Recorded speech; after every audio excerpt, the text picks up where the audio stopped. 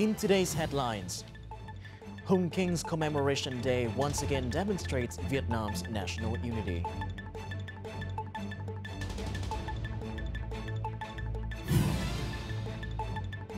And later on, Vietnamese National Assembly Chairman on working trip to Uzbekistan.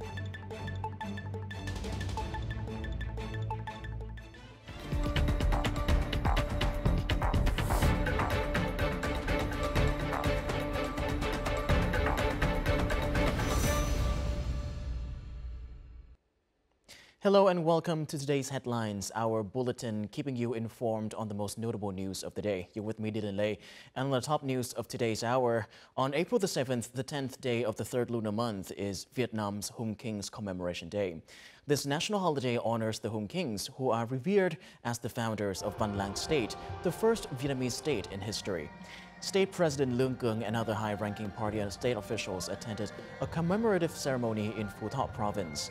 Representing Vietnamese people both at home and abroad, the state leader offered incense and flowers to express deep gratitude to the Hung Kings for founding the nation and to the ancestors who defended it. The Hung Kings worship holds profound significance for the Vietnamese people and has been recognized by UNESCO as an intangible cultural heritage of humanity. The Hung King's Commemoration Day on the 10th day of the third lunar month represents a cherished tradition of gratitude for the nation's forefathers. More than a cultural ritual, it is a powerful reminder of national pride and unity across generations and regions. Communities from northern to southern Vietnam have held ceremonies to pay homage to the legendary founders of the Vietnamese nation. In Phu Thọ province, it has become customary for locals to prepare offerings every 10th day of the third lunar month. Savory chin cakes, round cakes, and simple plain rice meals are arranged on trays, representing yin and yang harmony. Every year on the Hung King's Commemoration Day, we gather to prepare a meal, teaching our children and grandchildren to always remember our ancestors and the Hung Kings. Rain and chilly weather blanketed the Hung Temple historical site in Phu Thọ province. Thousands of visitors from across the country arrived to show their reverence.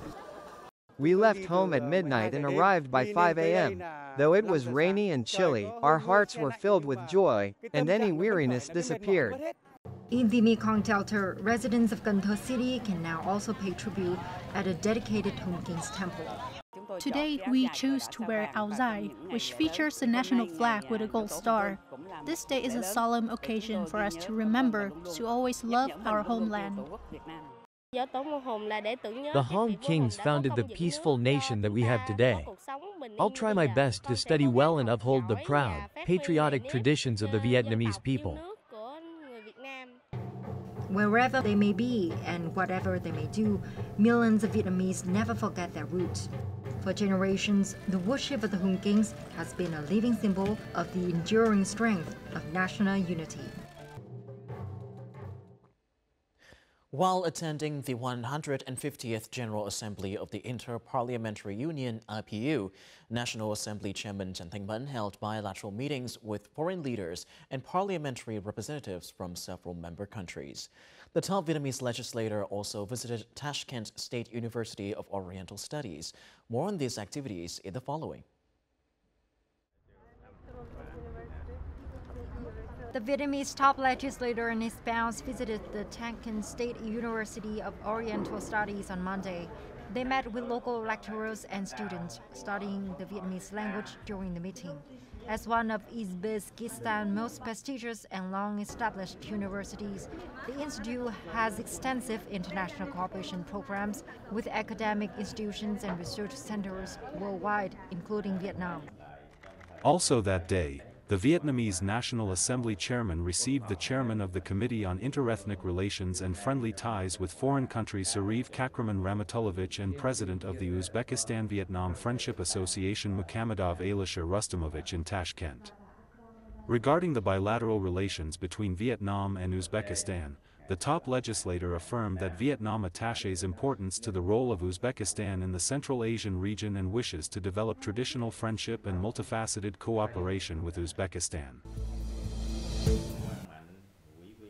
Meeting with the vice chairman of the Standing Committee of the National People's Congress of China, the Vietnamese top legislator called for both sides to further promote the role of their legislative bodies in deepening mutual understanding, expanding people-to-people exchanges, and enhancing cooperation between localities.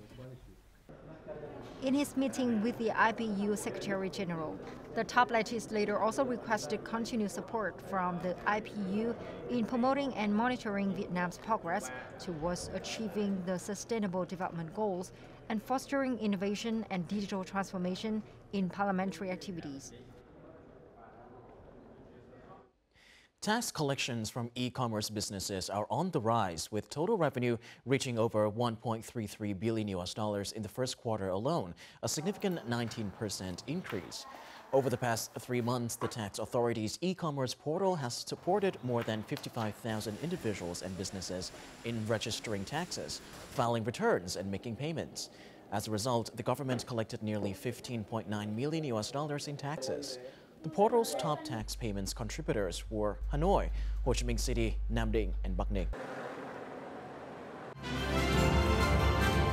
Coming up next, Border Guard rescues 4 crew from vessels grounded off Cat Ba.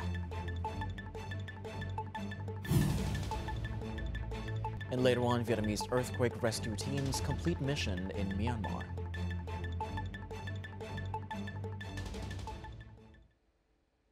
Moving on to other notable updates, the border guard of Haiphong City successfully saved 4 crew stranded in the waters near Cat Ba Island. The 4 were aboard the Hainam 68 cargo vessel en route from Hanam to Hạ Long, Quảng Ninh. The ship ran aground on a submerged rock in the treacherous waters near Cat Ba due to sudden rough weather. Water quickly flooded the cabin and cargo hold, putting the vessel at risk of sinking. The local border guard sent 6 personnel and 2 boats and called on a nearby fishing vessel to assist in the rescue.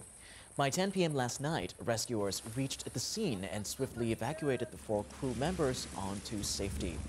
On Monday morning, the authorities began efforts to salvage the ship and its cargo.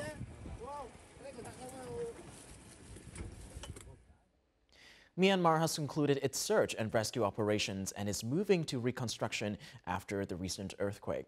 During a ceremony held to honor rescue teams from 5 Southeast Asian nations, Myanmar expressed deep thanks to the Vietnamese army and police teams for their efforts.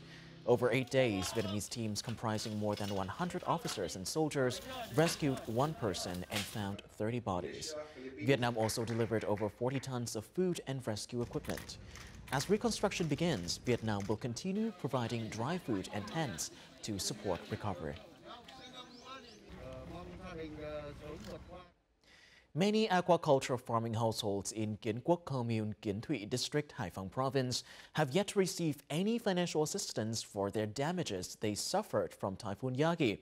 Although local officials had conducted damage assessments and informed the residents that support would be provided, more than 6 months have passed and the promised aid has not materialized.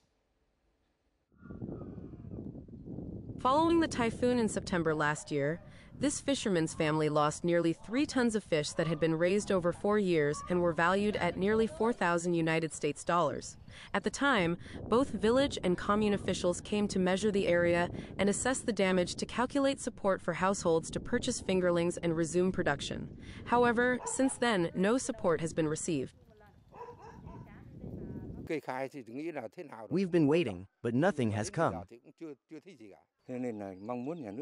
We were happy to hear there would be support, but now we don't know what's happening anymore. According to a representative of Local People's Committee, the commune had recorded damage across 240 hectares of fish ponds and submitted a proposal for about 78,000 United States dollars in support to the district authorities. However, when comparing the proposal with the district's eligibility criteria, it was found that the affected households did not qualify for assistance. According to the regulations, the ponds must be located within approved aquaculture planning zones, be officially authorized for conversion, or households must have reported their aquaculture activities to the commune authorities. None of the households met these conditions, so they are ineligible for support. Many other aquaculture households across Haiphong are facing similar difficulties. Vietnam's tourism sector has reached its highest ever number of international visitors in the first quarter of 2025, with over 6 million arrivals, according to the General Statistics Office, GSO. The robust tourism performance has significantly contributed to the country's 6.93% GDP growth rate in the first quarter. China and South Korea were the leading sources of foreign visitors, together making up 47% of total arrivals. This record-breaking achievement stems from effective promotional campaigns by various ministries and sectors, along with relaxed visa policies for key potential markets. In March alone, Vietnam welcomed over 2 million international visitors.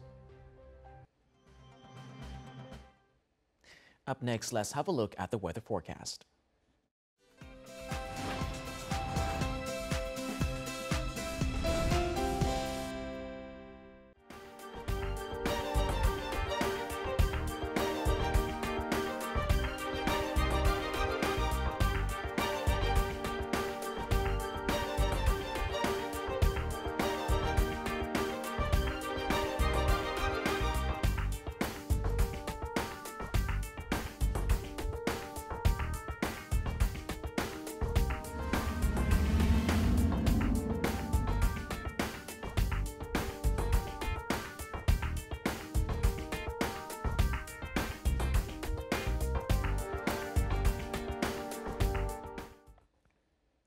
And that is all for today's headlines. To rewatch our program, you can visit our website or YouTube channel or download a mobile app VTVgo for more. Thank you for watching, and goodbye for now.